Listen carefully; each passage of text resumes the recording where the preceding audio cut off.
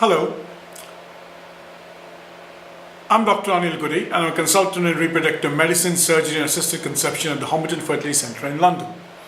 So today it's a very different topic that we talk about, and the question we ask is it better to give gonadotrophins in the morning or is it better to give it in the evening? And this is a question which I don't think anyone has answered. So let's look at what evidence comes up about when you give this treatment. So this was a paper which was published quite recently, and what it looked at an AM and a PM dose of gonadotrophins. So let's go look at the basics. So what happens generally in the United States is gonadotrophins get sometimes split up. So they have a morning dose and an evening dose, and that's how they get usually split up. Now, they had also done a study where they showed that splitting a dose does not really change the outcome, and that's a different study which that group had done.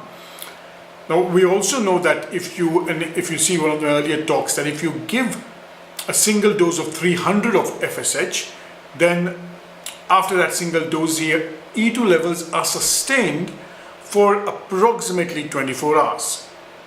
This is the first study which was done on the morning and the evening dose. And they looked at were there any advantages and were there any disadvantages. So 127 patients, a large majority on the long protocol of which were 100, and in the antagonist protocol were 27. They were randomized into AM and PM dose. The parameters were similar. A urinary FSH and HMG was used. Minimal dose of 150 and maximum dose of 450, and adjustments were done as were required. Trigger was, you had a minimum of 3 follicles, and HCG of 5,000 to 10,000 was given. In the luteal phase, vaginal estrogen and IM progesterone was given.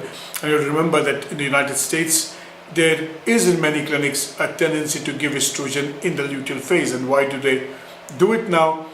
Even though evidence has not shown a huge difference, and in fact shown no difference, what happens after ovulation? After ovulation, estrogen drops suddenly, and there's a drop of estrogen. So the older belief was that if we gave estrogen just after ovulation, the pregnancy rates may be better, but that has never been proved. So, and they gave progesterone. So let's have a look at the results. The dose of gonadotrophins was very much the same. The stimulation days were the same. The peak estrogen levels were very much the same. The number of mature oocytes was similar. Have a look at the biochemical pregnancy rate, and the clinical pregnancy rates were slightly higher in the morning dose group. But the live birth rates were very similar and did not take statistical significance in any group. So what does this study come in? And remember, this is the first study of its kind, and it told us that probably if you give a morning dose, you may see an improvement in clinical pregnancy rate, but eventually live birth rates didn't make a difference. So if at present I'll say, well, we don't know. We also know that if you have a look at their E2 levels, the E2 levels were slightly higher in the AM group, and there is a reason. If you have a look at the E2 levels, and the E2 levels must be peaking in the morning, and that is something which may be happening. So it's again difficult to know whether on the estrogen levels it made any huge difference. Now the circadian cycle that goes on in gonadotrophin stimulation was not noticed in LH and FSH, so it doesn't vary by what time of the day and what time of the night, unlike TSH that tends to vary. And again, if you look at the twinning rate was slightly higher in the PM dose. This study may have multiple criticisms, but what it tells us that it doesn't matter when you give the dose. It doesn't matter if you give an AM dose or a PM dose, and statistically your chances of pregnancy may be very much the same. Even though in this study the tendency towards a clinical pregnancy and a pregnancy rate went higher with an AM dose, I don't think it makes any difference when you give this. So So why did I present this paper? And I generally presented this paper because it's a common question asked, and a common question which is asked is, when do we give these injections? And again, the similar question get asked is, when do we give the antagonist? Do you give it in the morning and then do you give a 12-hour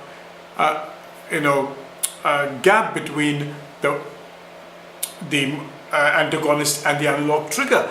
And there are so many misconceptions that occur. And I think in the next lectures I will talk about how the analog trigger works and how the antagon cycle influences the LH, and how it doesn't make a difference, but that's for a different lecture. That's a far more extensive lecture. So I hope you've liked this talk. Again, share it and spread it so that we just disseminate whatever new we will learn. And if you do come for the course in 4 weeks' time, you're welcome.